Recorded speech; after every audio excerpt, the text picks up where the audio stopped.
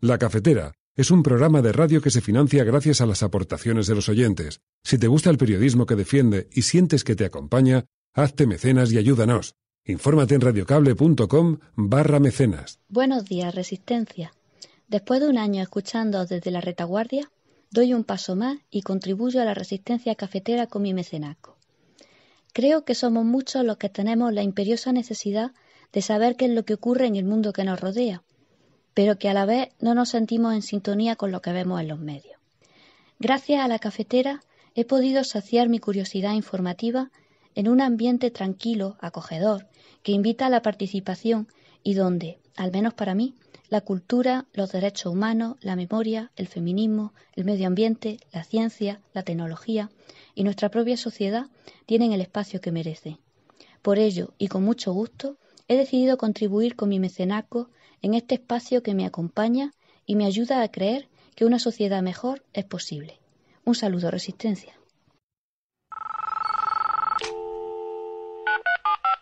Son las 8:30 de la mañana.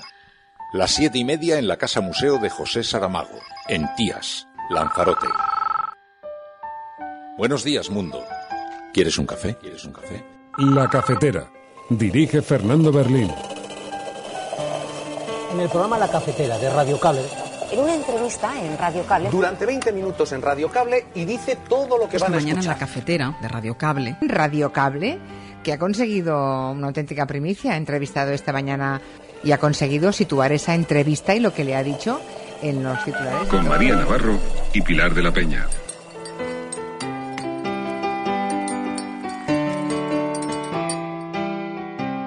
Vamos a apartar los mensajes de aquellos que quieren utilizar la violencia, el miedo, la división, que se acabó, que nos llevamos bien en Madrid, que en Madrid hay muchísimas sensibilidades, que no hay un partido de fútbol determinado, que no hay una sensibilidad concreta, que cada uno tiene la familia que considera, que cada uno se relaciona con quien quiere, que si uno no se quiere encontrar con su pareja no lo va a hacer y, por supuesto, si alguien no se quiere encontrar con Pablo Iglesias, cada vez va a ser más difícil hacerlo. Esto es un alivio. 1.000 millones de euros para la sanidad. Con esos 1.000 millones podemos mejorar las condiciones de trabajo de los profesionales sanitarios y podemos colocar en una posición decente a la atención primaria, que se ha demostrado la gran víctima de las políticas de recortes del Partido Popular en la Comunidad de Madrid. Y precisamente porque hacemos ese tipo de propuestas y demostramos que no se quedan en el papel y cuando gobernamos las peleamos hasta el final con quien haya que pelearlas, precisamente por eso el fascismo aparece como un peligro para la democracia. Vamos a cerrar los ojos y vamos a pensar cuáles serían los titulares a partir del 5 de mayo. Madrid maravilla al mundo por su política de transición ecológica y se convierte en un polo de atracción de talento. Madrid supera por primera vez en décadas la inversión media de España en sanidad, educación y políticas sociales. Madrid aprueba la primera ley de igualdad, frena la brecha salarial y avanza en la lucha contra la violencia machista. Me comprometo, quiero ser el presidente de la recuperación en Madrid. Quiero liderar esa recuperación. ¿Por qué? Porque tengo un día presumido. No es eso. Es que creo que esta es la responsabilidad que tenemos de liderar la recuperación del empleo, la recuperación económica.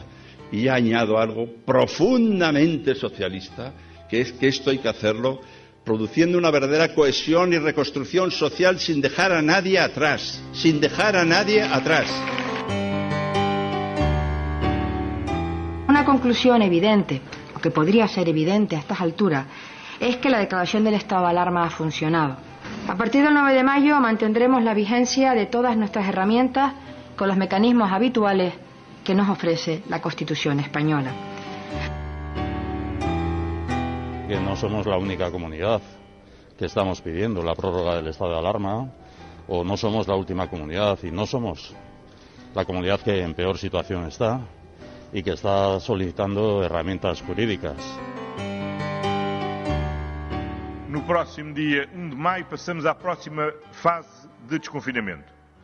Em que é que se vai traduzir essa fase de desconfinamento? Por um lado, na abertura das fronteiras terrestres com a Espanha.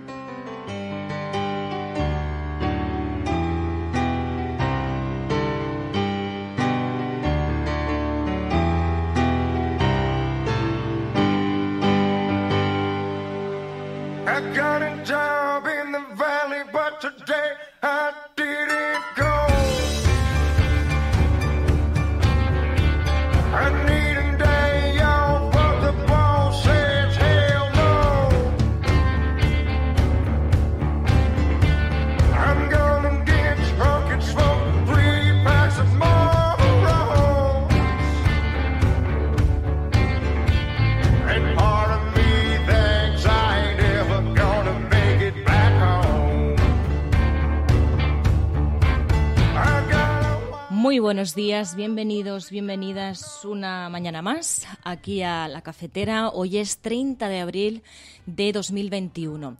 El hashtag de hoy es La Cafetera Contigo No, almohadilla La Cafetera Contigo No. Y el caso es que estamos a las puertas de las elecciones de la Comunidad de Madrid, de que termine esta campaña electoral que está tan llena de tensión. Y pensábamos que una de las frases que mejor resumiría la campaña es esa frase de contigo no, que es el hashtag de hoy. Porque en poco tiempo hemos pasado del comunismo a libertad, a pesar de la radicalización aún más de la ultraderecha, al hasta pactar con UPyD, un partido disuelto con tal de que no gobierne la izquierda. A lo que me refiero es que ayer Isabel Díaz Ayuso en Televisión Española se dejó llevar tanto por la polarización y la crispación que dijo que pactaría hasta con UPyD, pero afortunadamente las redes sociales le recordaron que ese partido estaba disuelto. Un partido que, insistimos, está disuelto, que ni siquiera se presenta a las elecciones. Y vemos así cómo se acerca ese final de una campaña que, aunque sabemos que España no es solo Madrid, sí marcará el futuro del país si la derecha pierde su espacio de resistencia al gobierno central. Este es el contexto de la actualidad, pero como sabéis, cada viernes tenemos la gran suerte de poder poner un poquito más de sosiego a la actualidad y nos detenemos para hacer un resumen de prensa internacional de la semana con Pilar de la Peña. Con Ana Pastor hablamos de series, de películas y en concreto vamos a hablar de la película documental Collective, que es el documental rumano sobre la investigación de la corrupción sanitaria que aspira nada más y nada menos que a mejor película internacional y mejor documental en los próximos Oscar. También en videojuegos vamos a contar con Marina Díez, que es desarrolladora de 26 años y que está citada en la lista Forbes como una de las grandes esperanzas del futuro menores de 30 años. Y para terminaremos como siempre, como cada viernes, con el relato de Ainhoa Goñi, pero en esta ocasión con la voz del actor Pepe Villuela. Para comentar el programa de hoy tenemos el hashtag La Cafetera Contigo No, almohadilla La Cafetera Contigo No.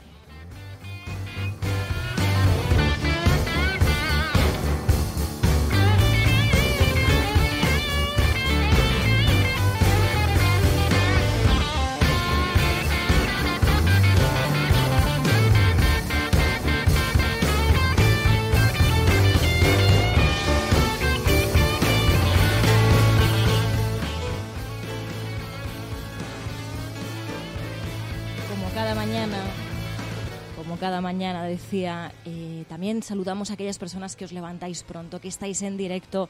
Y ya veo por aquí a Mamen Páez, a Alberto Martínez, también lo tenemos por aquí, a Edi Muscus, Enrique Quesada, muy buenos días, Marcados, Ángel, Ileana. También por aquí está Marta, que nos escribe desde Ibiza, el Conde de Montecristo, Óscar Pinal. A todas y a todos, muy buenos días. Estos, como decía, todos los temas que vamos a ir tratando a lo largo del programa de hoy. Pero antes quería saludaros a todas. Muy buenos días, muy buenas tardes o muy buenas noches.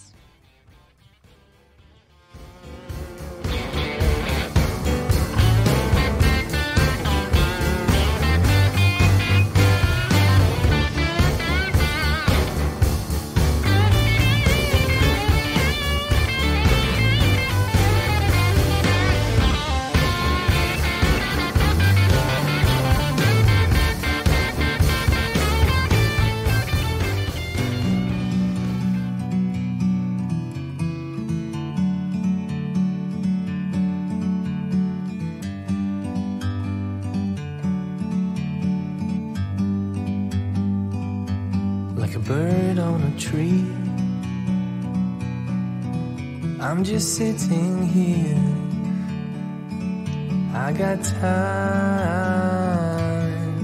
it's clear to see. Vamos a poner un poquito esta música mejor, más tranquila, porque nos encontramos con unas portadas también marcadas por la tensión que se vive en la campaña electoral de la Comunidad de Madrid. Y en esta ocasión el titular que más llama la atención es esa entrevista a Isabel Díaz Ayuso, la candidata del Partido Popular en las elecciones de la Comunidad de Madrid. En el diario El Mundo, Isabel Díaz Ayuso dice: gobernar con el apoyo de Vox no sería el fin del mundo. Hombre, no sé si el fin del mundo, pero el caso es que a la democracia seguro que sí que le afectaría. Como decía, Isabel Díaz Ayuso continúa con el señalamiento, en concreto con el señalamiento a Pablo Iglesias, y veíamos, la vamos a escuchar ahora, decía que bueno, que aparte de que en Madrid no te puedes encontrar la suerte que tienes de no encontrarte con tu ex, pues que también puedes llegar a tener la suerte de no encontrarte con Pablo Iglesias. Hay que recordar que Pablo Iglesias, al igual que ella, ha recibido cartas de amenaza con balas. Esto decía Isabel Díaz Ayuso ayer. Vamos a apartar los mensajes de aquellos que quieren utilizar la violencia, el miedo, la división, que se acabó, que nos llevamos bien en Madrid, que en Madrid hay muchísimas sensibilidades, que no hay un partido de fútbol determinado, que no hay una sensibilidad concreta, que cada uno tiene la familia que considera, que cada uno se relaciona con quien quiere, que si uno no se quiere encontrar con su expareja no lo va a hacer y, por supuesto, si alguien no se quiere encontrar con Pablo Iglesias, cada vez va a ser más difícil hacerlo. Esto es un alivio. In the great outdoors. Pues este es el nivel del discurso de la candidata del Partido Popular. Y mientras Pablo Iglesias decía, estas son las propuestas de Unidas Podemos frente al fascismo. 1.000 millones de euros para la sanidad. Con esos 1.000 millones podemos mejorar las condiciones de trabajo de los profesionales sanitarios y podemos colocar en una posición decente a la atención primaria, que se ha demostrado la gran víctima de las políticas de recortes del Partido Popular en la Comunidad de Madrid. Propuesta, 1.000 millones de euros para la educación, para contratar 10.000 docentes y reducir las ratios profesor-alumno. Propuesta, regular los precios del alquiler para que nadie tenga que pagar más del 30% de sus ingresos. Propuesta, adecuar la Comunidad de Madrid a lo que dice la Constitución respecto a lo que significa la justicia fiscal. No puede ser que en la Comunidad de Madrid quien tiene más de 1 millón de euros, excluida la vivienda habitual hasta medio millón de euros, o quien logra una herencia de más de 1 millón de euros, no se esfuerce un poquito para que tenga todo el mundo servicios públicos decentes. Y precisamente porque hacemos ese tipo de propuestas y demostramos que no se quedan en el papel y cuando gobernamos las peleamos hasta el final con quien haya que pelearlas, precisamente por eso el fascismo aparece como un peligro para la democracia. In the great outdoors,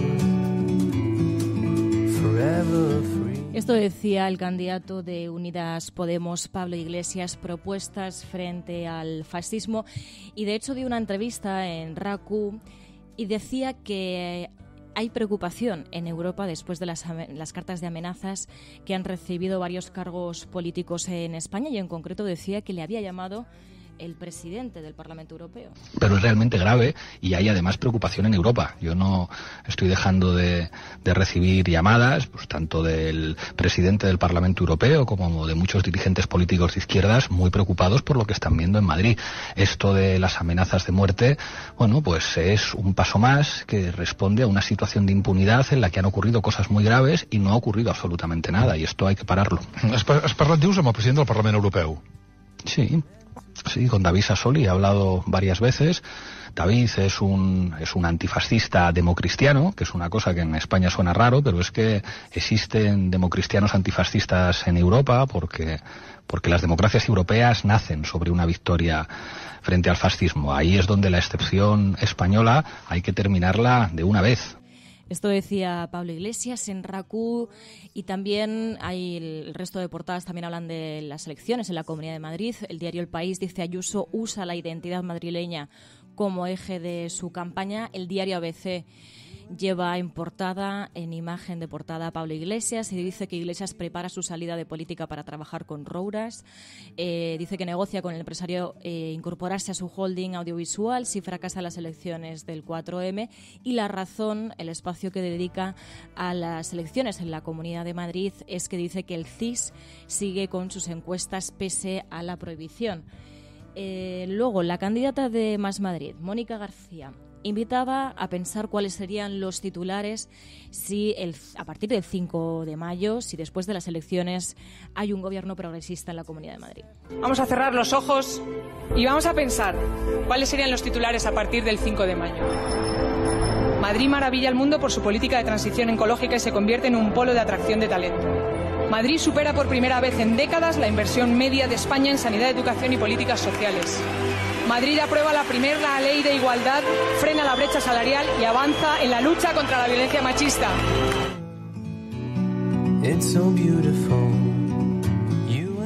Y también escuchábamos a Ángel Gabilondo, candidato del Partido Socialista, hablar de la posibilidad de un gobierno progresista que quiere liderar ese gobierno progresista de la recuperación en Madrid. Y aún hoy, que seguimos luchando con... Me comprometo, quiero ser el presidente de la recuperación en Madrid. Quiero liderar esa recuperación. ¿Por qué? Porque tengo un día presumido. No es eso. Es que creo que esta es la responsabilidad que tenemos de liderar la recuperación del empleo, la recuperación económica. Y añado algo profundamente socialista, que es que esto hay que hacerlo produciendo una verdadera cohesión y reconstrucción social sin dejar a nadie atrás, sin dejar a nadie atrás. Lo que tenemos que hacer es tener una prioridad, y la prioridad son las personas vulnerables, las personas en situación de necesidad. Lo prioritario son las políticas públicas y los servicios públicos. Eso es lo prioritario.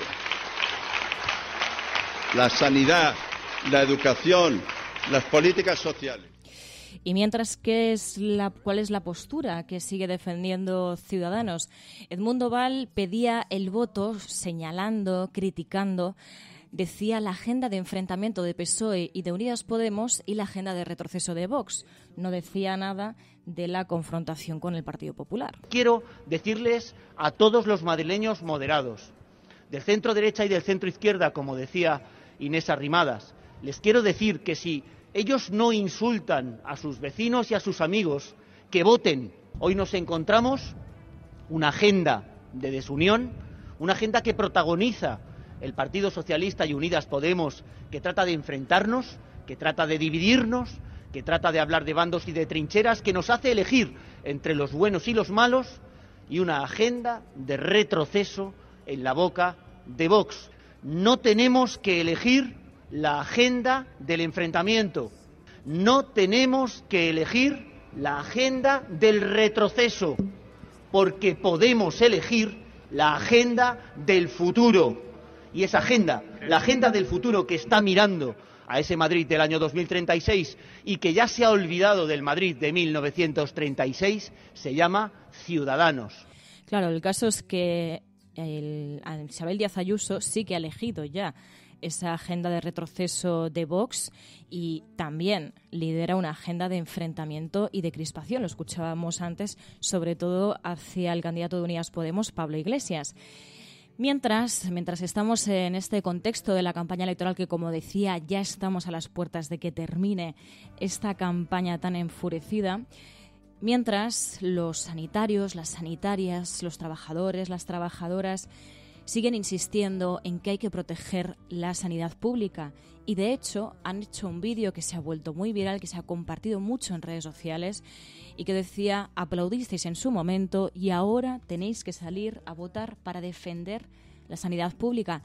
Un dato curioso: en ese vídeo aparece Yolanda Fuentes, directora general de Salud Pública del Gobierno de Ayuso, que recordamos que se marchó por estar en desacuerdo con la gestión del gobierno de Isabel Díaz Ayuso. Ella aparece en este mismo vídeo, en el que, como decía, piden varios sanitarios y sanitarias que la gente vaya a votar el próximo 4 de mayo. Y aún hoy, que seguimos luchando contra esta terrible enfermedad, cerramos los ojos y seguimos escuchando vuestros aplausos. Gracias. El próximo 4 de mayo tenemos la oportunidad de volver a juntarnos para aplaudir a la sanidad pública. Para que todos sepan lo importante que es defender la sanidad pública, la de todos y para todos. Para apoyar a todos los que nos cuidan y para renovar la esperanza en un futuro mejor. Esta vez no será en los balcones, sino en las urnas. Esta vez no será con nuestros aplausos, sino con nuestros votos. Y será tan importante como lo era entonces. Si entonces salisteis a aplaudir, el 4 de mayo no os quedéis en casa, salgamos a votar.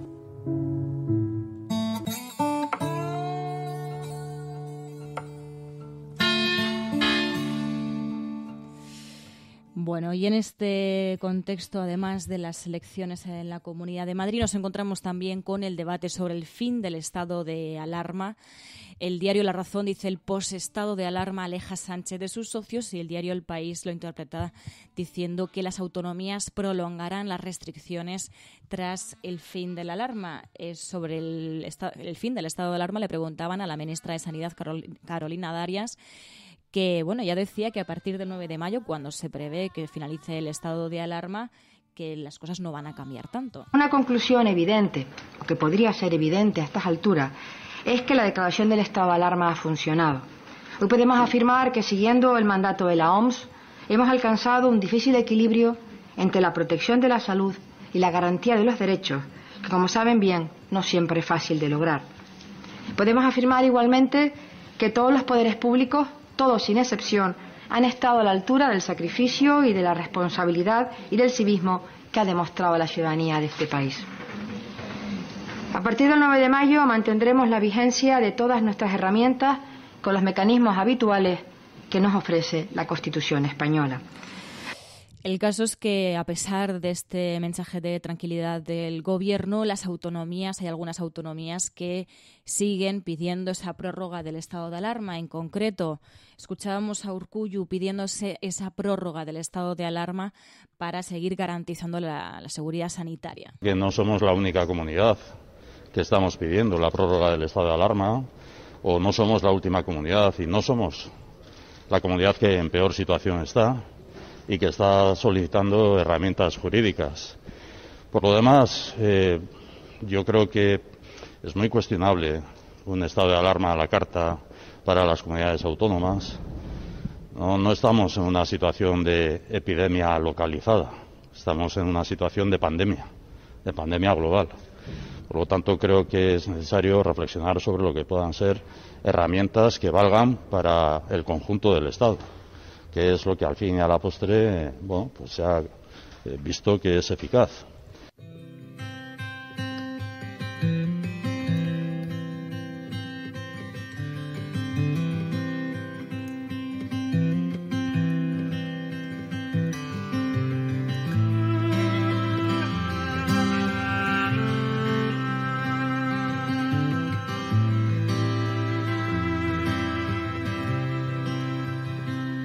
Let the first sound you hear be a beating heart, speeding bright, speeding bold.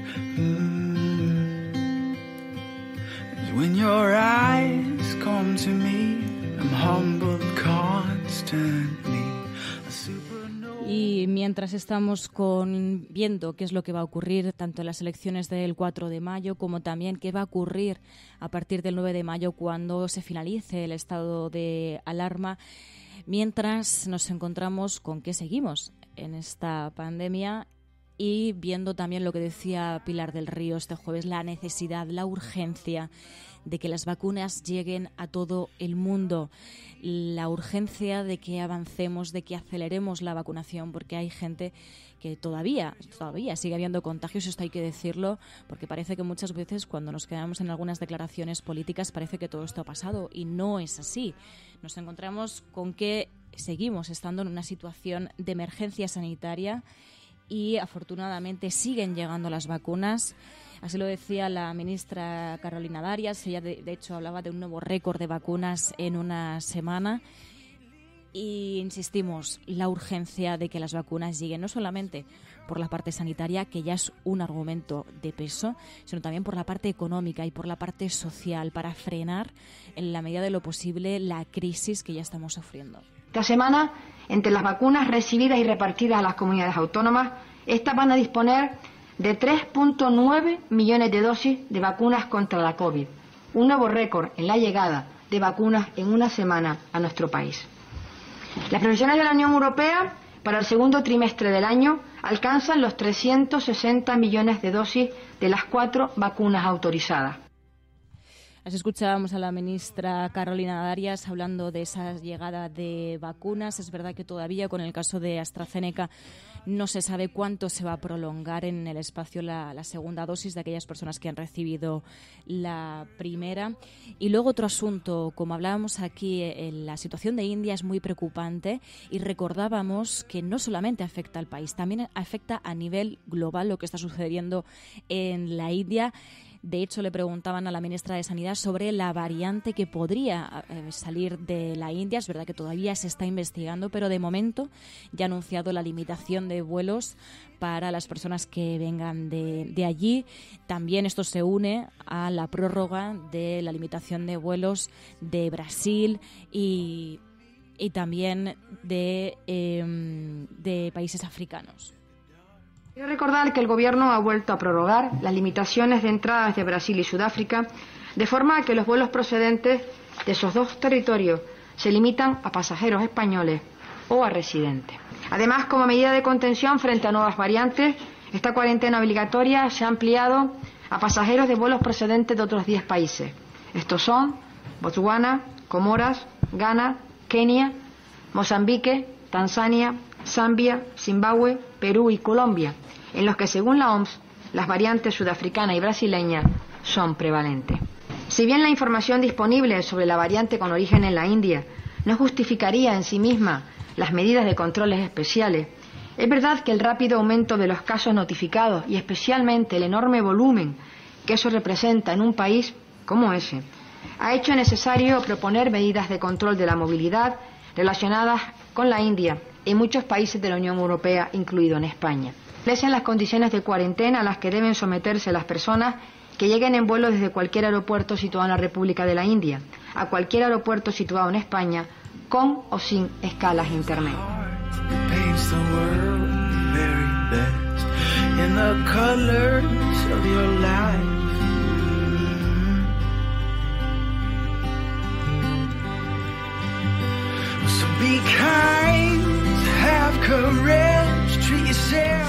Y precisamente sobre relaciones de países en un momento como este de pandemia, ayer anunciaba el primer ministro de Portugal, António Costa, que se iba a reabrir la frontera con España. No próximo día 1 de maio passamos à próxima fase de desconfinamento. Em que é que se vai traduzir essa fase de desconfinamento? Por um lado, na abertura das fronteiras terrestres com a Espanha.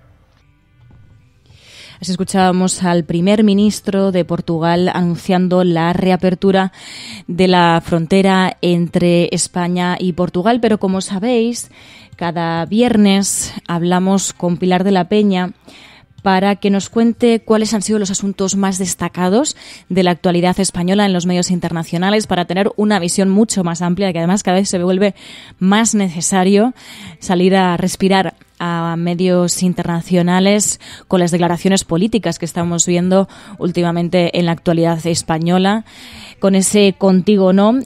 Y con Pilar de la Peña, como digo, cada viernes contamos con este resumen de prensa internacional, también sobre los asuntos que han marcado la actualidad internacional más allá de España. Podrán decir todos los periódicos del mundo lo que quieran. Secessionist parties in Catalonia have wasted no time following the reconvening. Vamos a esta hora con información de último minuto. A esta hora en España, el ex vicepresidente del gobierno. En España finaliza el recuento de votos en los comicios municipales y autonómicos con una participación del... En las últimas semanas hemos podido comprobar cómo los medios de comunicación internacionales... Imagínense cualquier lector de la prensa extranjera que descubre que al que se propone para el Banco Mundial... A Spanish nurse who helped treat 2 Ebola victims in Madrid has tested positive for the disease herself. Spain announced that a nurse is the latest to be diagnosed.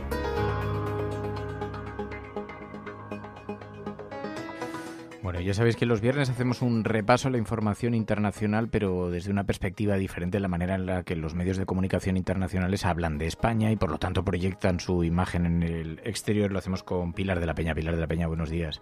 Hola, buenos días. Y la crispación de la campaña, que ha cobrado un protagonismo también en el exterior, ¿no? Sí, la verdad es que ya desde que se conocieron las amenazas de muerte, primero las de Pablo Iglesias, las de Fernando Grande Marlaska, la situación que se vivió en el debate en la cadena SER, cuando se levantó Pablo Iglesias y dejó de participar en el debate, todo esto ya fue destacado a finales de la semana pasada e incluso los primeros días de esta por varios medios internacionales, pues desde el Washington Post a The Guardian, Reuters, ABC News, varios medios hablaban un poquito, destacaban el giro desagradable, cómo se había vuelto desagradable la política española con este caso, que ya de por sí habían puesto de manifiesto, y había bastantes artículos que habían destacado la polarización y un poco la crispación, ¿no?, que había en muchos, o que se veía ampliamente. Luego es verdad que ha habido incluso también a calificativos más duros y más contundentes con respecto a la campaña española. Por ejemplo, había un diario suizo, Le Temps, que decía algo así, que estaba siendo una campaña electoral, la de Madrid en concreto, roída por el odio. Otros hablaban de una campaña con golpes bajos, sulfurosa, envenenada. Es decir, que sí que ha habido esa sensación de que realmente las cosas se han puesto tensas y feas en la política española. Y luego algunos de los artículos, por ejemplo, este mismo de Le Temps que te mencionaba, tenía algunas frases y algunas ideas o reflexiones que eran curiosas, porque aunque sí hablaban de cómo había habido un enfrentamiento entre izquierda y derecha, sí, por ejemplo, decía que Vox había tenido una actitud que parecía que consideraba que el fin justificaba incluso los medios más viles, ¿no? En este sentido, no se estaba poniendo a todo el mundo en el mismo plano, sino que varios medios señalaban un poquito cómo la extrema derecha, por ejemplo, Radio France Internacional también destacaba que la extrema derecha había buscado que se hablara de ella y lo había conseguido, y en este sentido, pues ya te digo que lo sucedió con la campaña en Madrid, y con esta radicalización y esta tensión sí que ha llamado la atención fuera de España. Además, se ha hablado también mucho de Ayuso. Ha habido varios artículos en la prensa internacional. Había alguno que la definían como la Marine Le Pen española.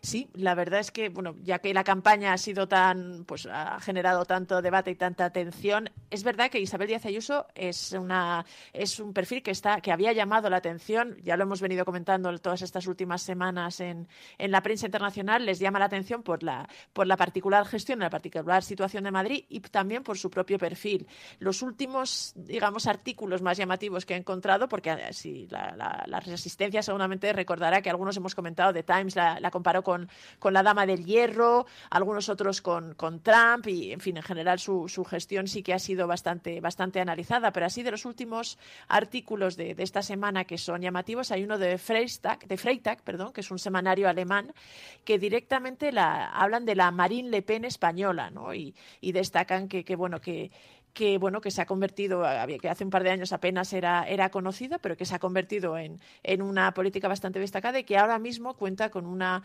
popularidad y que sigue una trayectoria que recuerda un poquito a Marine Le Pen, es decir, que en este sentido la señala un poquito más con la extrema derecha, aunque también este semanario alemán advierte de que aunque es lo que describe literalmente como un escalofriante ejemplo de la derecha española, destaca que está al borde de la mayoría, y en este sentido señala algunos errores de la izquierda, por ejemplo que Ángel Gabilondo ha podido hacer una oposición demasiado suave, o que Unidas Podemos y Más Madrid han prestado más atención a luchas internas por el liderazgo que realmente a hacer oposición, y dejaba ahí caer unas cuantas pullas. Luego también Les Echos, por ejemplo, hablaba de la Trump madrileña en un artículo de Cécile Thibault, de su corresponsal, y hablaba un poquito de la política populista que la había conseguido convertir en un fenómeno. Y Associated Press, la agencia estadounidense, la entrevistaba en un artículo que además luego fue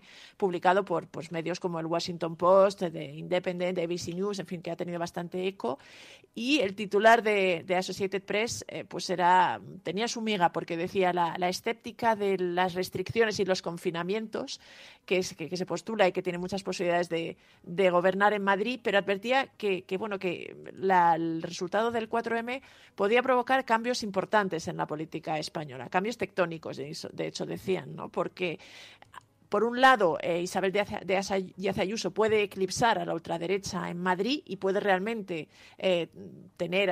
absorber parte del electorado de Vox y desactivar un poquito al partido de Santiago Abascal, o por el contrario tenía que necesitar a Vox para gobernar, lo que implicaría silenciar las voces más moderadas en el Partido Popular y que por primera vez una formación de extrema derecha integrara un gobierno regional. También hemos visto a Le Monde preguntándose si el éxito actual de España en la batalla contra el COVID es un milagro o es un espejismo. Sí, es un artículo bastante interesante de Sandrine Morel, de su corresponsal, y que incide un poquito en esta percepción de que esta cuarta ola en España está siendo pequeña, o incluso una mini ola, ¿no? No está teniendo, digamos, al menos de momento, y ya te digo que es una percepción que estoy viendo en varios medios internacionales. Yo no digo que sea lo que está sucediendo, ¿no? Sino que sí que es varios diarios y varias televisiones, sobre todo europeas, están destacando que la tasa de incidencia de momento en España de la cuarta ola está siendo más baja que en otros lugares, incluso a pesar de que las restricciones, que esto ya lo hemos dicho, se consideran que son más laxas, no solo en Madrid, sino en general en el resto de España. Por ejemplo, Le Monde destaca que los toques de queda están entre las 10 y las 11 en España, en función de las regiones. En cambio, en buena parte de Europa están en una hora bastante anterior, que los colegios no han cerrado, que en muchos sitios hay incluso restaurantes y teatros, y que a pesar de esto, pues la tasa de incidencia es menor. Y ante esto, el artículo de Le Monde intenta profundizar un poquito, ¿no? ¿Se trata de un milagro o se trata de un espejismo?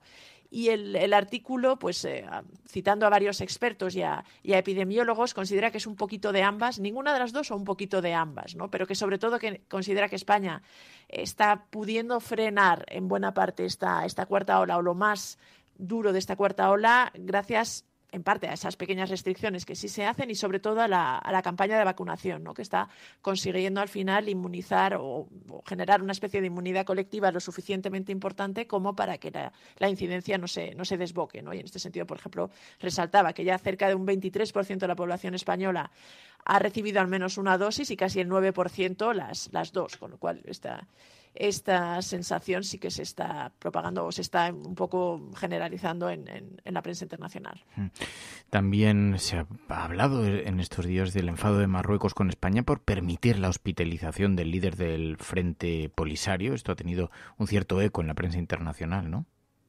Pues sí, bastante más del que a lo mejor podía pensarse para una situación así. He encontrado artículos en radios francesas, en medios estadounidenses, en medios también belgas, incluso en medios libaneses. Lógicamente la prensa marroquí también lo ha destacado ampliamente, pero sí que ha tenido bastante más eco, sobre todo porque ha quedado constancia un poquito la presión que ha podido querer meter Marruecos a España por este asunto, y sobre todo el profundo enfado y profundo malestar de Marruecos por la decisión de España de permitir la hospitalización de Brahim Ghali, que es el líder del Frente Polisario, en un hospital de Logroño, ¿no? La mayor parte de los medios internacionales que se hacen eco de ello resaltan que España ha intentado quitarle importancia a esta situación y ha asegurado que se debía a razones estrictamente humanitarias, pero todos recogen el comunicado de Marruecos, hablando incluso de incomprensión, hablando incluso de exasperación y de un cierto malestar bastante patente en unas relaciones que ya no pasaban por su mejor momento. La prensa marroquí es bastante más, digamos, más vehemente, ¿no? Y en este sentido, denuncian que es un nuevo enfriamiento en las relaciones entre Marruecos y España. Algunos hablan de actitudes real, por ejemplo, el 360, que es un diario bastante próximo a la Casa Real, habla de actitud desleal y advierte de que podría haber represalias. Algunos otros son incluso más duros. Había un diario digital que se llama Express, que pedía replicar a España dando asilo político a Puigdemont, por ejemplo. Este era un poco el tono, pero sí que es verdad que ese malestar de Marruecos y esa nueva vuelta de tensión en las relaciones entre los dos países, a causa de esta decisión de España de permitir la hospitalización, porque además a los medios marroquíes y en general en Marruecos ha indignado bastante que se le permitiera la entrada con una identidad falsa y argelina, y esto se está intentando hacer notar y que quede constancia de este malestar. Pues Pilar de la Peña, muchísimas gracias, Pilar. Gracias a vosotras. La Cafetera y Neutral presentan Plata o Plomo. El mundo en series. En el Juego de Tronos o ganas o mueres. Con Fernando Merlín y Ana Pastor. ¿Sabes dónde estás? Es una radio pirata. De la zona neutral. Nos recuerda un poco por qué luchamos. La noche es oscura y alberga horrores. La noche es oscura y alberga horrores. Nada cambia de golpe. Si estuvieras en una bañera que se calienta poco a poco, morirías hervida sin darte cuenta. Plata o plomo, el mundo a través de las series, contado a través de las series de televisión, de las películas, de los documentales, con Ana Pastor, Neutral, cada semana. Ana Pastor, buenos días. Muy buenos días. La recomendación de esta semana, mira que la he cogido, no he terminado, he empezado a ver fragmentos, pero sí que me he hecho una buena lectura de las críticas que se habían publicado. Dicen que es la película del año en materia de documental, de denuncia, y el pintón es absoluto. Y mira que me tiraba para atrás un poco la propuesta. Pues yo tengo que decirte que junto con El Disidente, que hablamos muy bien de esa apuesta de filming aquí, creo que es lo mejor que he visto. Collective está en HBO, ha estado nominada en los Oscar y finalmente no se lo ha llevado, pero creo que tiene muchísimo mérito.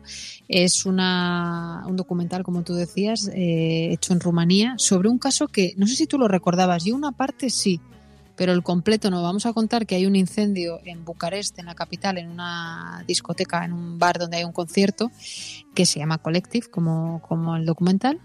Y ese es el arranque, ¿no? Tú dices, bueno, ahí hay una serie de deficiencias, mueren, me parece que 30 y tantas personas y otras 150 resultan heridas.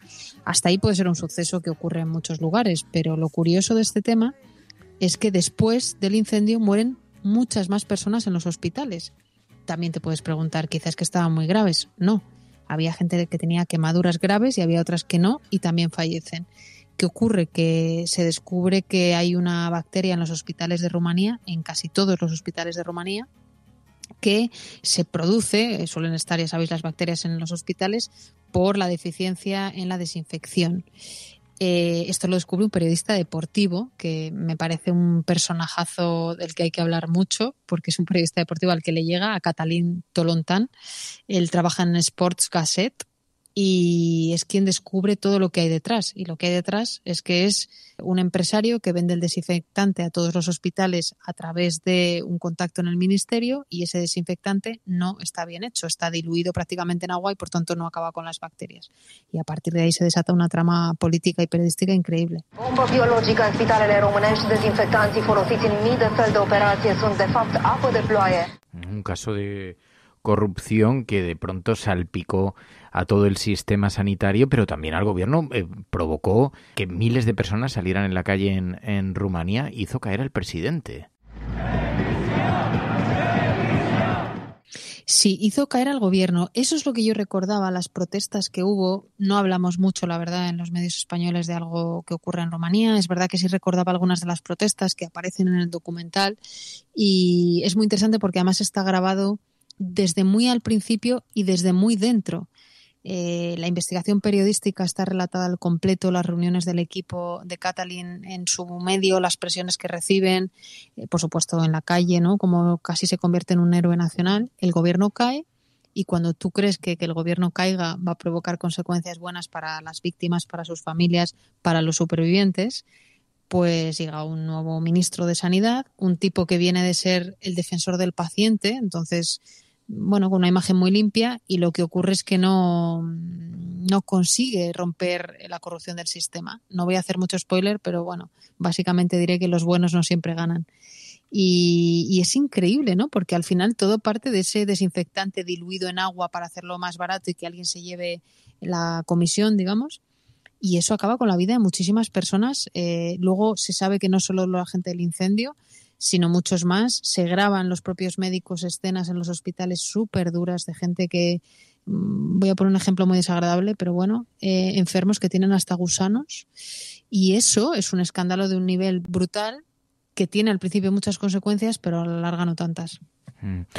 Dicen que es una radiografía de un país podrido por dentro, un canto a la importancia de la sanidad pública, decían en El Español, y también del periodismo libre, que fue capaz de poner en jaque al poder. Oye, ha estado nominado a los Oscar, es verdad, no sé si competían en la misma categoría que el documental del Pulpo. Sí, competían en la categoría de documentales. Yo no lo he visto, tengo que decir que no sé si ¿El del Pulpo no lo has visto todavía? No lo he visto todavía. Bueno, que no nos ha dado horas de charla por aquí. Sí, lo sé. Es que me pones tantos deberes que no me da la vida. Entonces, como te tengo que ofrecer cosas que tú no hayas visto, claro. Sí, competían en la misma categoría.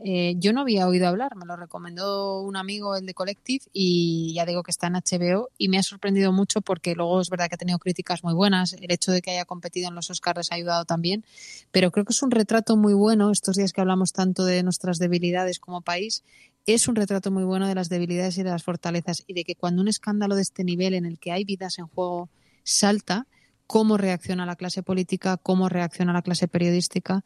Me gusta mucho una reflexión que hace el protagonista, el periodista deportivo que destapa todo esto, que dice, si nosotros permitimos que los gobiernos mientan, que nuestro gobierno dice mienta, el gobierno va a repercutir esa mentira y va a arrasar con la población. Y es que allí ocurrió.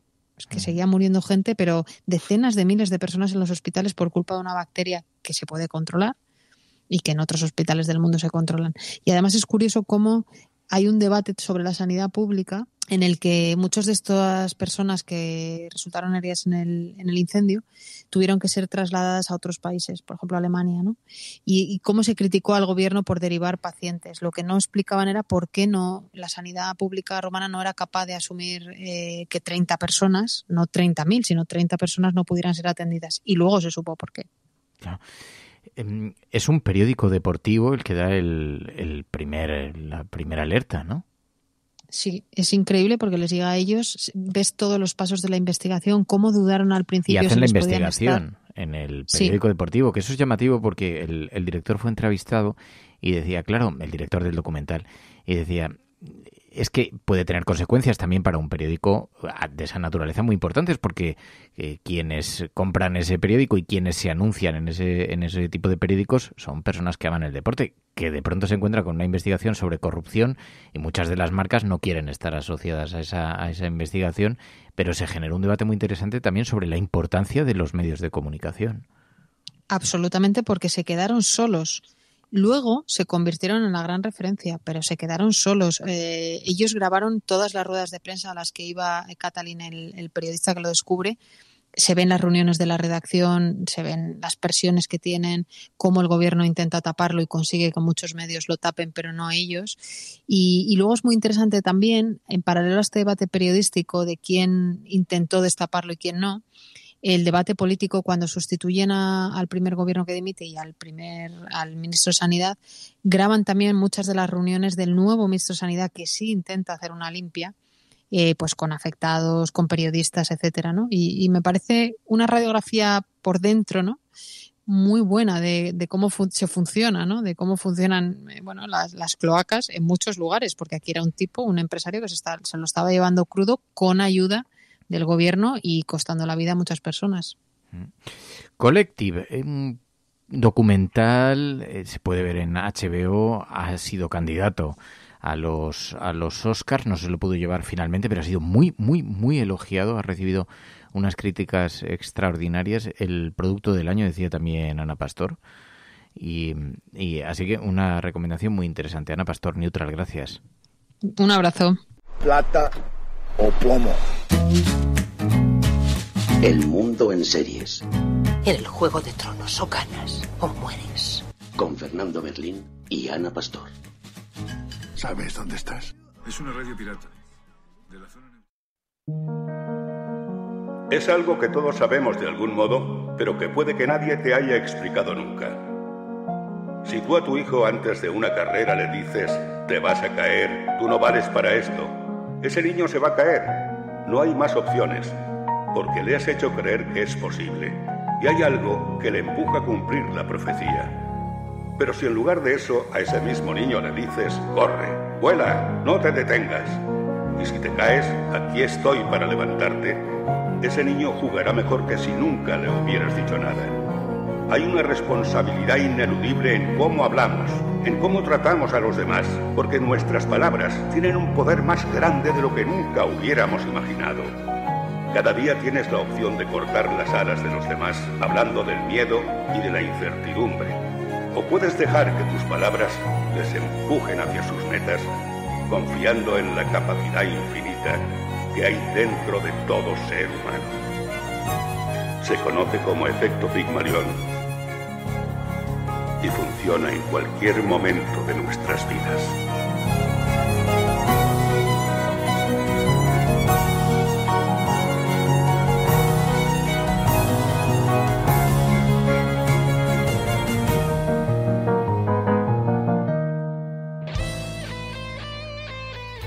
Pues es viernes, ya sabéis que los viernes abrimos un capítulo aquí en la cafetera para hablar de videojuegos, esta nueva forma de entretenimiento que se está imponiendo como una fórmula a todos los otros sectores del entretenimiento. Y hoy los oyentes proponían a través del canal de Discord que teníamos que conversar con alguien que está de pronto muy prestigiada. Marina Díez es una programadora, una diseñadora joven, tiene 26 años, pero la hemos visto citada ni más ni menos que en la lista Forbes como una de las grandes esperanzas del futuro, menores de 30 años. Marina Díez, muy buenos días. Hola, buenas. Bueno, en primer lugar te agradecemos muchísimo tu ayuda, y porque además tú te has especializado en un campo que nos ha llamado mucho la atención, porque yo no conocía el concepto, el diseño emocional de videojuegos. Tú eres diseñadora de videojuegos, pero te defines a ti misma también como especializada en el campo del diseño emocional, ¿no? ¿Qué emociones podemos invocar a través de un videojuego, no? Pues básicamente cualquiera. Muchas veces la gente no piensa tanto en las emociones que sienten al jugar porque, bueno, para empezar no estamos súper acostumbrados a estar en contacto con nuestras emociones, con lo cual ya partimos de una base en la que es difícil, pero la gente suele confundir emocional en un tono negativo, como alguien, yo que sé, que llora todo el rato o algo así, y básicamente emoción es lo que sentimos todo el rato, todos los días, y en videojuegos especialmente, pues, yo que sé, jugando a un Call of Duty, cuando tienes que estar cubriéndote para que no te maten, eso estás sintiendo una emoción ahí. Jugando a Tetris, ahí estás sintiendo otra emoción. Y luego, obviamente, los juegos ya que sí que se van más por el lado emocional, como por ejemplo The Last Guardian, pues juegos narrativos, David Finch y todo eso. Entonces eso es como a lo que me dedico yo un poco también, a empezar diseñando videojuegos, no importa el género, pero siempre partiendo de una base donde pensamos en qué emociones queremos que el jugador sienta en cada parte de nuestro juego, ¿no? Bueno, trabajas en un estudio. No sé si voy a ser capaz de pronunciarlo bien. Je ne sais quoi.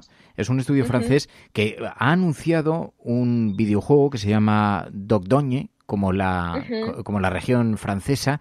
Yo he visto Estás trabajando en este estudio, ¿no? Y trabajas allí como diseñadora. Estoy, sí. Pero el estudio está en Francia y tú vives en Londres. Exacto. Yo justo ahora estoy en Berlín, pero solía vivir en Londres hasta agosto de 2020 y trabajamos en remoto por el tema del coronavirus, pero claro, si no, yo soy muy trotamundos y yo siempre estoy de aquí para allá.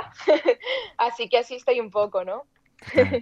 Y que esto también nos revela algo sobre este nuevo universo. También es verdad que este ha sido el año del confinamiento y del teletrabajo, pero también en este nuevo mundo con esa movilidad por todo el planeta. Oye, trabajas en este estudio. Este juego es muy muy bonito, muy valorado. Me has dicho, échale un vistazo. Dordogne es precioso porque tiene un animador. Se han dado algunas muestras de cómo va a ser este videojuego en el futuro y está hecho a base de acuarela. Tiene estos diseños, es una auténtica preciosidad. Creo que se va a retrasar un poquito, ¿no? Es muy anhelado el juego, pero creo que se da la impresión de que se va a retrasar un poquito. Sí, básicamente el estudio ha estado todo el año 2020 haciendo muchos esfuerzos para encontrar financiación, porque al fin y al cabo es un estudio indie, con lo cual, pues como mucha gente sabrá, la financiación pues no cae del cielo, ¿no? E incluso cuando tienes un proyecto entre manos con potencial, igualmente es súper difícil encontrar esa financiación, y con Dordogne eso es lo que ha pasado y es por el motivo por el que estamos un poco más retrasados. También obviamente el coronavirus, el no poder juntarnos, cambia mucho las dinámicas de trabajo, pero yo creo que dentro de poco ya empezaremos con la producción y saldrá, espero que no se retrase mucho más de lo esperado, o sea, como mucho yo creo que un año o así. Claro. Esperemos. Hemos visto cómo esto ha parado muchos proyectos por todo el mundo de esta naturaleza. ¿Y qué trabajo desempeñas allí? Pues para Dordogne soy lead designer. O sea, básicamente trabajo siempre codo con Cédric Babouche, que es el director creativo y el CEO de Un Je ne sais quoi. Y básicamente pues son muchas labores creativas y del tema de diseñar Dordogne partiendo de la base de las emociones que queremos evocar. También trabajo mucho con el lead narrative designer y básicamente eso es lo que hago. O sea, diseño todo lo que es la parte de lo que el jugador va a hacer en el juego, pero siempre diseñando esas mecánicas en base a esas emociones que queremos representar, ¿no? Te voy a hacer una pregunta para la cual yo tengo una respuesta, pero no es retórica. Quiero escuchar cómo lo defines tú. Pero hay quien cree que no se puede hacer sentir a través de una pantalla, a través de un videojuego. ¿Se puede provocar emociones? Hombre, yo creo que desde luego, o sea, eso lo hemos visto también. Yo creo que gracias al coronavirus la gente se ha visto abocada a usar las pantallas más que nunca, y cualquier persona que ve una película, la gente que se emociona viendo una película, emocionarse, como decía antes, no solamente es llorar a moco tendido, sino que también es cuando sientes intriga por una película, una serie, un juego, cuando sientes, yo qué sé, cuando ves una película de acción y empiezas la gente, no, cuando alguien va a matar a otra persona, lo que sea, ¿no? O películas de terror. Claro que sentimos emociones y la pantalla nos ayuda también a sentir esas emociones, no importa tanto el medio, o incluso yo sé que tu programa va más de política, o sea, la gente cuando se enciende viendo un debate político está en su casa, no está ahí con quien sea, ¿no? Y también se emocionan y la gente, yo creo que obviamente las pantallas es otro medio más por el cual nos emocionamos. O sea, la vida todo es emoción. Absolutamente. Fíjate, no hay muchos, yo no conocía este encuadre, esta definición así de diseño emocional de videojuegos. Me parece que es una auténtica mina en un mundo en el que, es verdad, esta industria está teniendo un espacio enorme. Oye, te quiero hacer una pregunta, porque además, claro, tú rompes todos los estereotipos y además has batallado para romper con los estereotipos. Montaste una revista, Terebi, que todavía continúa en la red, con otro equipo, porque no tienes mucho tiempo para dedicarle, precisamente para romper el prejuicio de que el videojuego es un mundo alejado del mundo de las mujeres.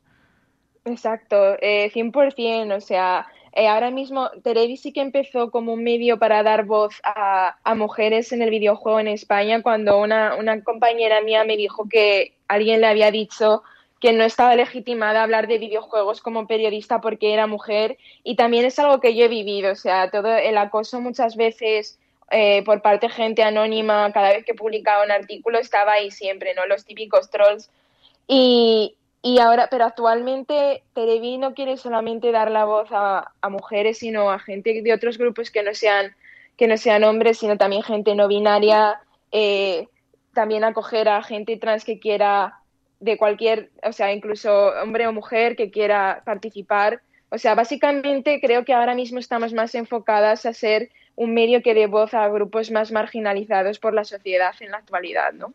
Y nada, yo estoy muy orgullosa porque, como decías tú muy bien, no tengo tiempo ahora mismo para dedicarle mucho, pero las personas que están llevando actualmente la web y la revista son increíbles y no puedo estar más orgullosa de las buenas manos en las que está lo que yo un día creé en 2018, ¿no? Así que muy, muy agradecida también. Tú has escrito además en un montón de revistas desde que eras jovencísima, ¿no? Has hecho periodismo relacionado con videojuegos desde hace mucho tiempo.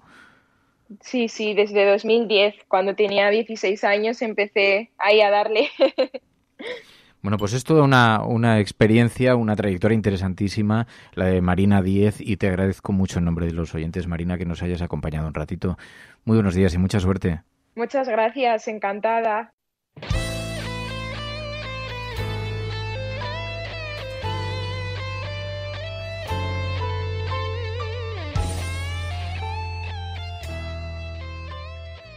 La Cafetera presenta los relatos de Ainhoa Goñi.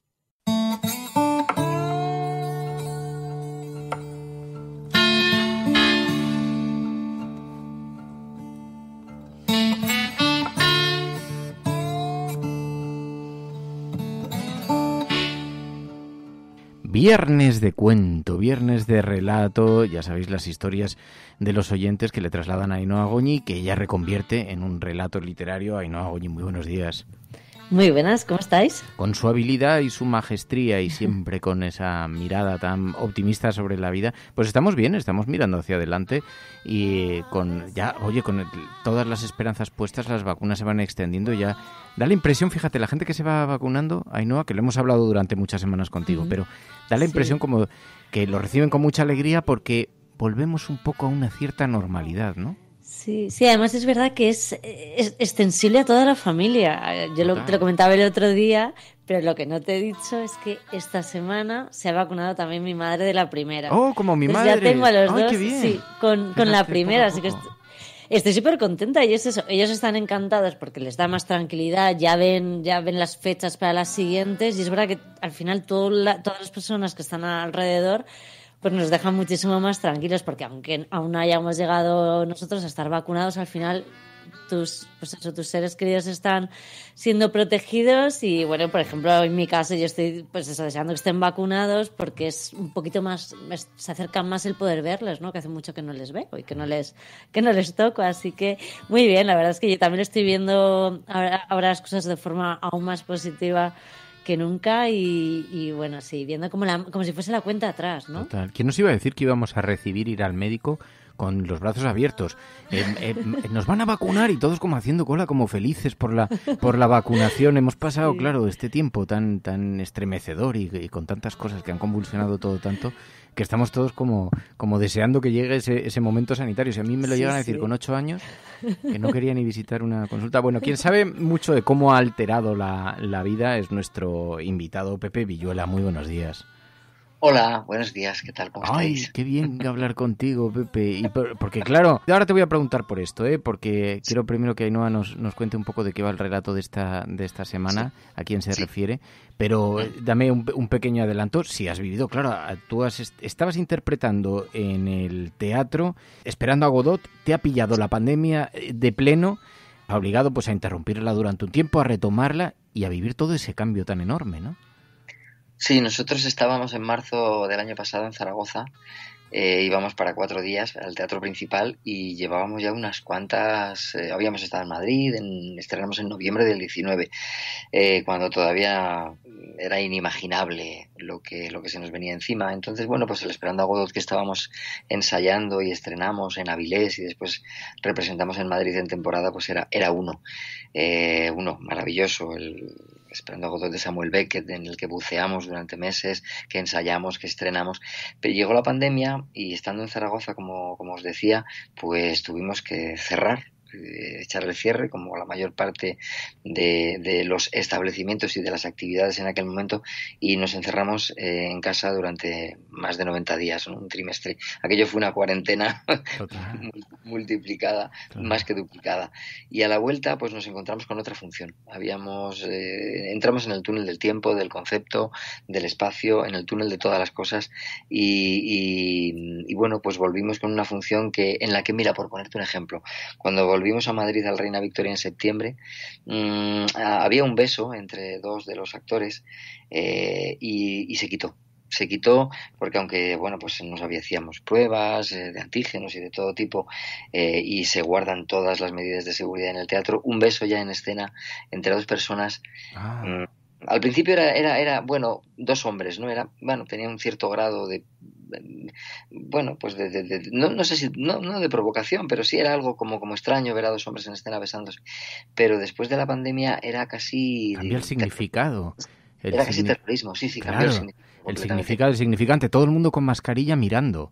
Esa ruptura de la distancia y toda la obra, claro, se concentra en ese momento, cobra un significado, qué peculiar, sí.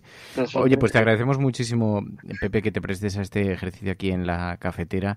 Y esta semana, Ainhoa, ¿dónde hemos colocado el foco? Porque, claro, todo esto también nos afecta a todos y a cada uno, pero intentamos abstraernos un poquito. Esta semana, ¿qué es lo que nos trae la marea? Sí, pues mira, David Campos nos lo ha puesto muy fácil porque, bueno, quería dedicarle este relato a su hermano Héctor que es una de esas caras invisibles, pero que han estado detrás de nuestros aplausos de las 8 de la tarde. Y a mí me llevó la historia directamente, evidentemente, a esos meses en los que estuvimos en casa protegiéndonos, ¿no? Para proteger también a los demás. Y también a toda esa gente que ha dado todas las horas del mundo y más en los hospitales, enfermeros, médicos. En este caso, Héctor, además, es enfermero en la UCI del Hospital General de Ciudad Real, y contaba él pues cómo se había esforzado, cómo estaba dándolo todo, cómo era, además decía que es corredor de maratones, ¿no? Y cómo eso, yo lo he enfocado, cómo eso le ayuda a seguir siempre para adelante, a intentar pasar la meta, y además en este caso con los pacientes a los que había cuidado, ¿no? Entonces esta María Verde, este relato intenta, es minúsculo aplauso a gente como él, que han estado ahí para cuidarnos y que han sacado a muchos adelante a base, pues eso, de mucho sacrificio, de ponerse ellos en primera línea y de mucho cariño, ¿no? Porque hemos conocido muchas historias muy bonitas de gente trabajando allí y de enfermos. Así que, pues un pequeñito grano de arena desde la cafetera para todos estos héroes. Sí. Los aplausos que recibieron nuestros héroes. Claro, vosotros, los actores, estáis, Pepe, muy acostumbrados al aplauso como forma de homenaje, de reconocimiento, pero es verdad que nos desgañitamos en todos aquellos meses. Ahora se ve casi como un tiempo pasado todo esto que hemos estado viviendo, pero ¿cuántas cosas han cambiado? Bueno, a ti te ha ido bastante bien, tú no has parado de trabajar, has tenido mucha suerte en ese sentido, a pesar de todo, ¿no? Desde el punto de vista profesional, de actividad, pues he tenido suerte, sí, porque cosas que se habían quedado paradas antes de la pandemia, pues luego se recuperaron. Y, por ejemplo, esta gira de Esperando a Godot se retomó y nos va a llevar hasta julio. Ha habido caídas, desplazamientos de fechas, pero se ha hecho y yo no me puedo quejar, porque sí que hay muchísima gente dentro de este sector profesional que pues no ha vuelto a trabajar desde que paró todo, y que han tenido que vivir de otras cosas o malvivir de otras cosas, ¿no? Pero yo no me puedo quejar, yo me considero muy afortunado. Es verdad, pero ha habido un montón de técnicos, de gente que forma parte un poco de todo lo relacionado con el mundo de las artes y que están en unas situaciones francamente difíciles, francamente complicadas. Oye, terminas ahora Esperando a Godot en el mes de julio, luego empiezas a ensayar también el Tartufo de Molière. Sí, exactamente. Terminamos en Torrevieja, el Godot, no recuerdo ahora mismo si es el 14 de julio, no recuerdo exactamente la fecha, y el 19 empezamos los ensayos de Tartufo, que se estrenará en septiembre en el Teatro Reina Victoria también, y que es otra aventura más que siempre que empiezas un montaje nuevo te enfrentas y te estimulas al mismo tiempo con cosas desconocidas, con nuevos compañeros, con un nuevo texto que no has hecho nunca y con una situación vital que también es distinta, ¿no? Porque nosotros vamos cambiando también día a día. Yo ya no tengo nada que ver con aquel jovencito que empezó hace ya tantos años a hacer teatro, ahora soy un señor ya mayor, antes era el jovencito de la compañía. Y claro, todo eso además manteniendo otro montón de proyectos que has estado haciendo. Por ejemplo, sigues con tu espectáculo de humor en Cerrona, sigues haciendo tele, ahora creo que te vas al Festival de Payasos en Castellón, tienes que andar haciendo Tetris todo el día, ¿no? Bueno, pero cuando estás contento con lo que haces no es molesto, simplemente tienes que hacer alguna cábala con el tiempo y con la familia, pedir ayuda, pero si te gusta lo que haces, lo haces con mucho gusto y es mi caso. Oye, y en este tiempo, ¿cómo asume un payaso un tiempo en el que el mundo mira con lágrimas en el rímel? ¿Cómo se puede poner buena cara ante un tiempo lleno de dificultades, de incertidumbres laborales, sanitarias, humanas? ¿Cómo se despierta algo dentro? Yo que llevo muchos años haciendo el payaso, y además lo digo con la boca muy grande y presumiendo de ello, ¿no? Si algo he aprendido de la figura del payaso es que Siempre vamos a tener dificultades en nuestra vida. Nacemos ya con un problema, no queremos venir aquí, de hecho nacemos llorando, abriendo una boca enorme y gritando por haber aterrizado en este mundo, y después nos pasamos la vida, pues eso, esperando cosas, anhelando situaciones que algunas veces no llegan nunca, viviendo frustraciones. Es cierto que una situación tan dura como esta, como la pandemia, pues ha venido a multiplicar las dificultades. Pero los payasos, bueno, pues yo creo que siempre, y por eso son unos personajes tan emblemáticos y tan arquetípicos, y que yo creo que no morirán nunca mientras exista el ser humano, pues viven de la dificultad, viven del fracaso, viven de reflejar lo difícil que es, pues por ejemplo para mi payaso, abrir o cerrar una silla, o ponerse o quitarse una chaqueta, o subir a una escalera, o abrir o cerrar un periódico, ¿no? Chaplin, por ejemplo, era otro payaso, por supuesto muchísimo mejor que yo, pero vivía y se alimentaba de las dificultades y del fracaso, de que las cosas le salieran mal para que los demás se pudieran reír de ello, porque en el fondo se sentían reflejados y al mismo tiempo veían en él un superhéroe que nunca se rendía.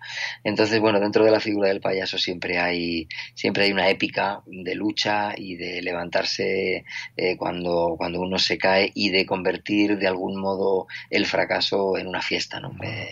Es una metáfora de lo que somos en la vida, el payaso, y yo creo que por eso pues no desaparece. Mira, nos lo apuntamos para una perspectiva también interesante.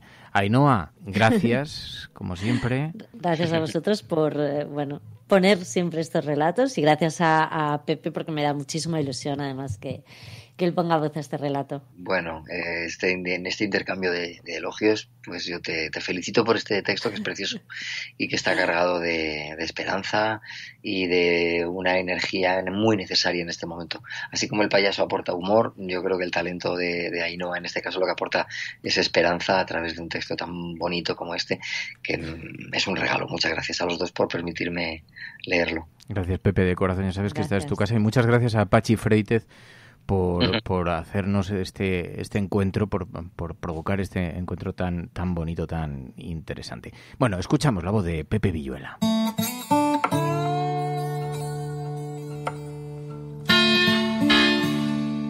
Él ve números y letras donde yo no veo nada. Detecta los signos de un corazón alocado. Descubre la falta de aire en un instante e intuye un movimiento extraño que otros no logran entender. También ve paredes y muros donde nosotros no los vemos. Tiene que haber gente para todo. Además de verlas, como es muy cabezota, es capaz de darse 3 veces exactamente en el mismo puntito de la cabeza contra esos ladrillos. Sí, contra la pared. Hacerse un chichón de los gordos y aún así sigue intentando cargarse la pared, porque hay gente que donde ve muros intuye posibilidades. Hay personas capaces de poner semillas en el suelo frente a ese muro, regarlas durante años, cuidarlas con esmero, y cuando esas semillas se han convertido en una planta trepadora, la usan para trepar el muro y descubrir las posibilidades que ya intuían. Así es mi hermano pequeño, un corredor de fondo en todos los sentidos, porque solo un cabezota es capaz de seguir corriendo cuando las fuerzas te abandonan y la meta está lejos. Solo un cabezota no deja nunca de luchar, y él siempre sigue corriendo. Ahora, él sabe que se está enfrentando a una carrera de fondo, con pequeñas paradas para coger aire, pero sin tiempo para descansar, con pequeños instantes de calma que no dan tregua. Él, al que veré siempre como al pequeño, porque lo es, aunque siga creciendo, ha luchado estos meses tan duros contra la COVID como muchos otros, como todos. Él venció esa guerra, y ahora, desde la UCI del Hospital General de Ciudad Real, en primera línea contra este guerrero temible, cuida y cura a los que ahora son pacientes, como lo fue él. Cuánto le ayuda su cabezonería y su resistencia en el día a día. Cuánto le ayuda a no rendirse, a recordar que también en esta enfermedad, aunque haya altibajos, no se puede parar. Hay que coger fuerzas y seguir corriendo, porque no se permite rendirse nunca, porque la meta espera, la meta nos espera a todos, aunque todos no vayamos a llegar. Y él quiere, todos queremos que esa cinta que marca el final de la carrera, que está cada día más cerca, la atravesemos todos los que podamos. Ahora, con la máscara se le ve poco, pero tiene una sonrisa tan enorme, tan constante, tan incansable, que justifica que los científicos estén desarrollando mascarillas transparentes. En serio, sigue con esa sonrisa que se contagia a sus ojos y mira constantemente a los pacientes para que sepan que está ahí, que no están solos. Será orgullo de hermano.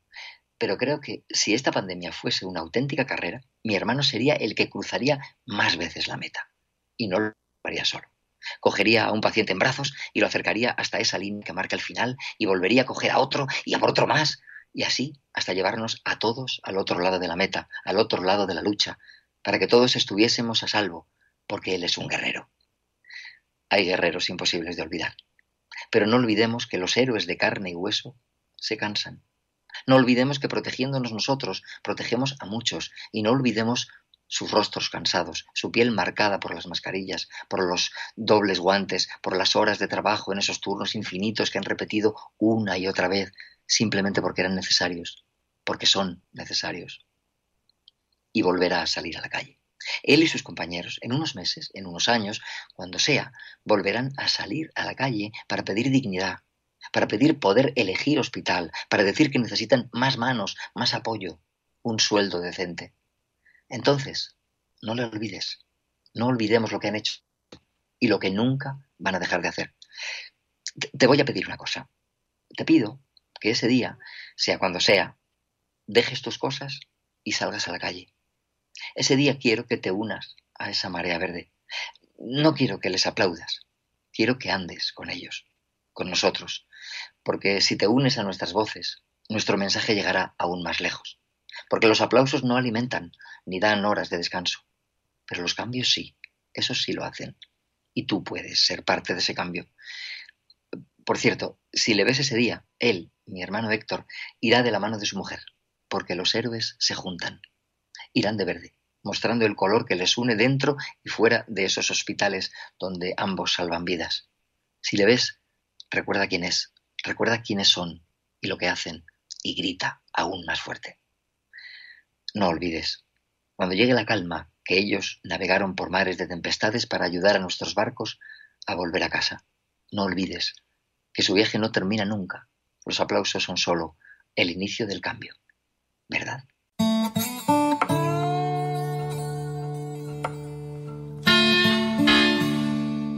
La Cafetera es un programa de radio que se financia gracias a las aportaciones de los oyentes. Si te gusta el periodismo que defiende y sientes que te acompaña, hazte mecenas y ayúdanos. Infórmate en radiocable.com/mecenas.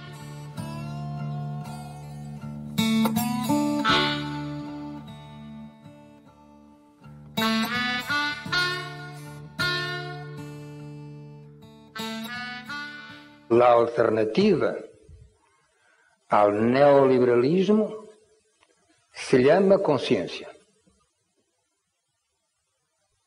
Podéis decir, pero conciencia no es un sistema económico.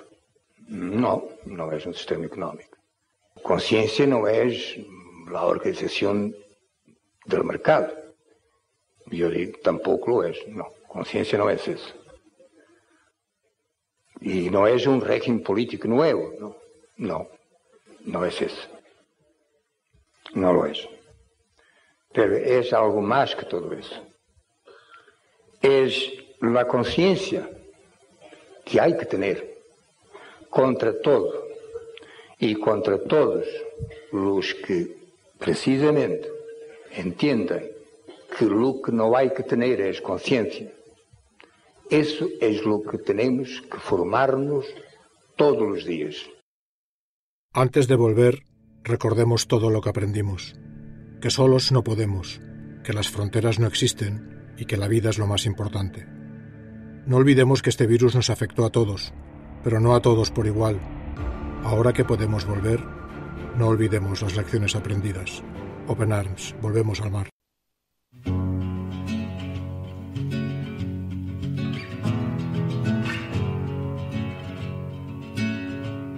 I was waiting in the undertow, set adrift with featherweight like bows, unaware of where my heart would flow. I was waiting in the undertow, can't touch the bottom,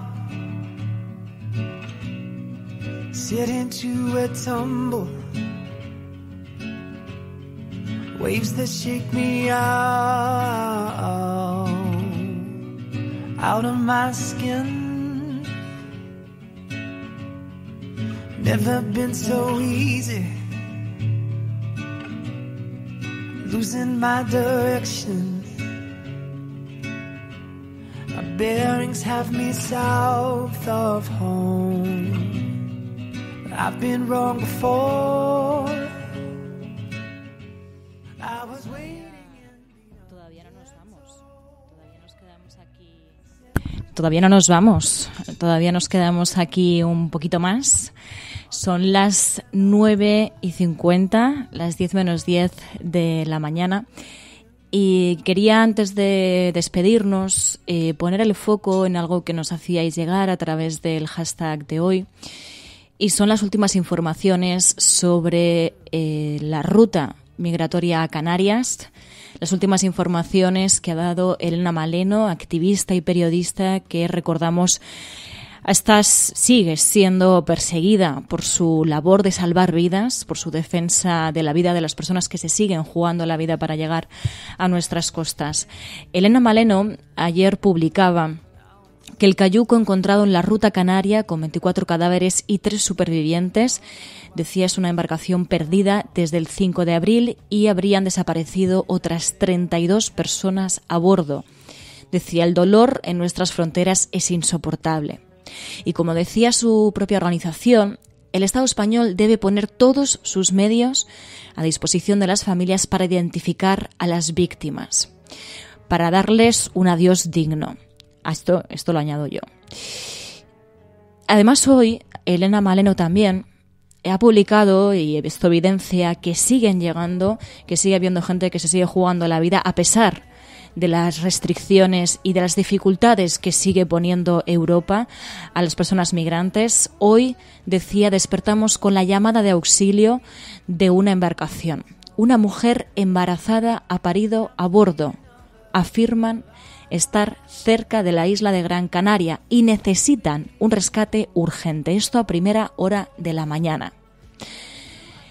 Pues bien, con estas tragedias sobre la mesa, la ultraderecha sigue sin piedad cuestionando el derecho a la vida. También el derecho de informar sobre el derecho a la vida, sobre los derechos humanos.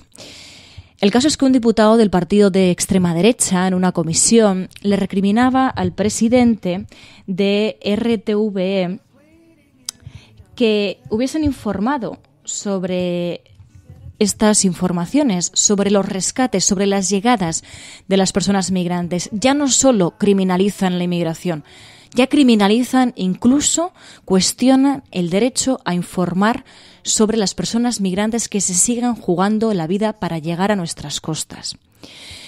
El presidente de Radio Televisión Española en esta comisión, en el Congreso, le contestaba de esta manera al diputado de Vox. Defendía el derecho a informar desde una perspectiva de los derechos humanos. A ver si ahora los medios de comunicación vamos a tener que abandonar la perspectiva de derechos humanos, de la defensa de la vida de personas, de seres humanos, porque la extrema derecha considere que no pueden ni considerarse personas. Una tarea de Radio Televisión Española es promover los derechos de todos los ciudadanos, según la Constitución, garantizar que están bien informados, que tienen información de calidad y decirles que nosotros somos ajenos a ningún efecto llamada, que esta situación de migración masiva es una situación que se da en todo el mundo, cuando hay muchas desigualdades en las fronteras.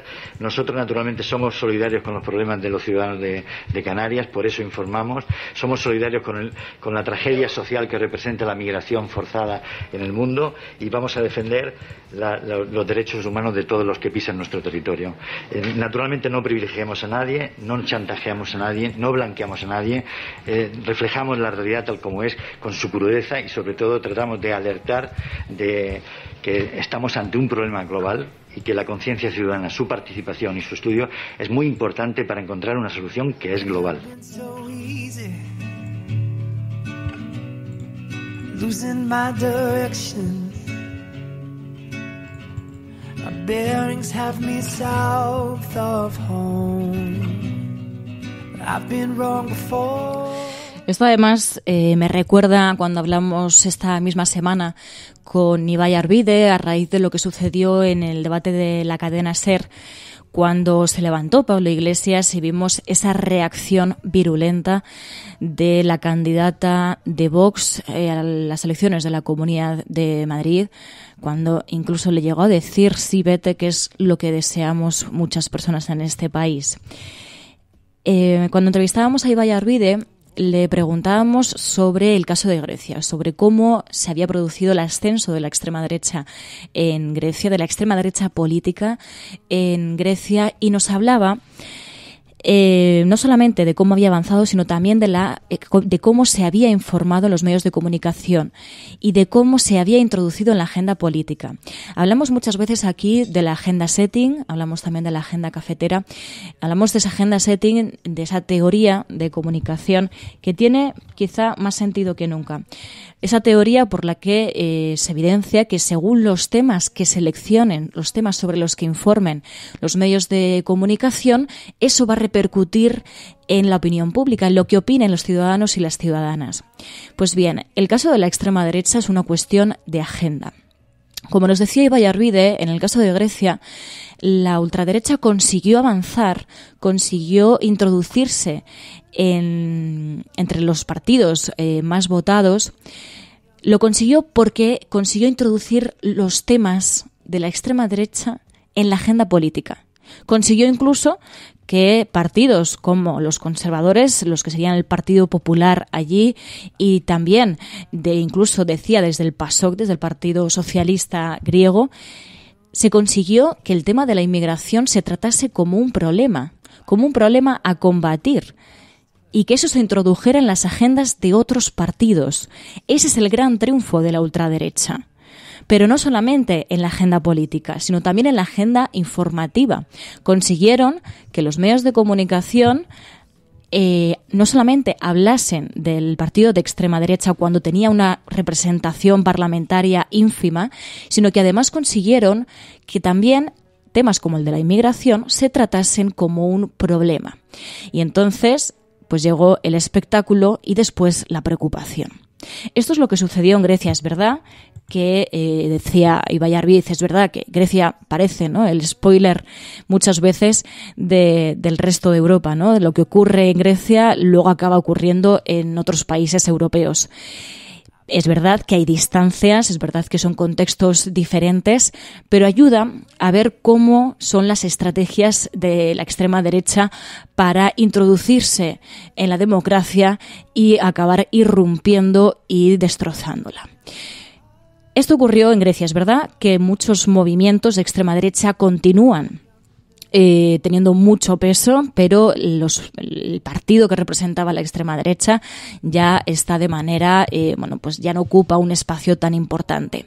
¿Por qué es importante esto? Bueno, pues porque ya que estamos hablando de la inmigración, es muy importante tener en cuenta que los medios de comunicación, que la ciudadanía también, los ciudadanos y las ciudadanas, tenemos que hablar de la inmigración desde una perspectiva de derechos humanos.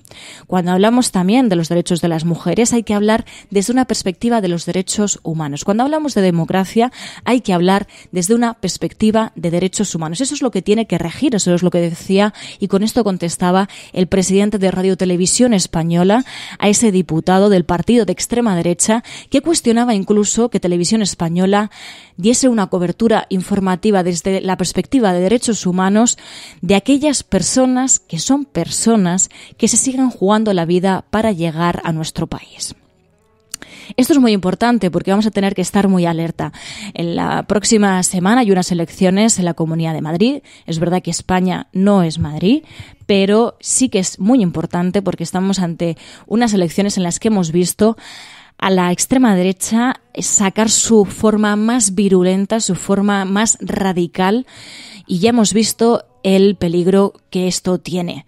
Lo estamos viendo incluso con un vídeo viral en el que Santiago Abascal decía que si tú vas a la mesa, después de haber pedido el voto por correo, vas a la mesa electoral, que puedes votar. Eso es mentira. Y, como decían algunas personas, parece que lo que quieren es reventar las elecciones. Pues bien, frente a eso, los medios, la ciudadanía, los políticos, tenemos que estar a una para defender los derechos humanos, darle la espalda al odio y defender los servicios públicos. Porque, como decía el relato de Ainhoa Goñi, después de esos aplausos a esas personas que se han jugado la vida para salvar la nuestra, después de hablar de la inmigración desde una perspectiva de derechos humanos, después de todo esto hay que dar un apoyo firme a quienes defienden los derechos humanos, un apoyo firme a los más vulnerables y, en definitiva, un apoyo firme a la vida digna, a los derechos humanos.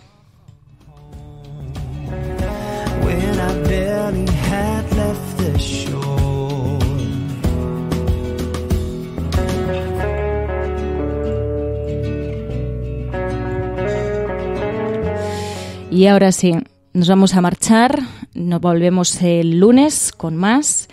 Os deseo un fin de semana estupendo a todas y a todos. Muchísimas gracias por estar un día más aquí en La Cafetera.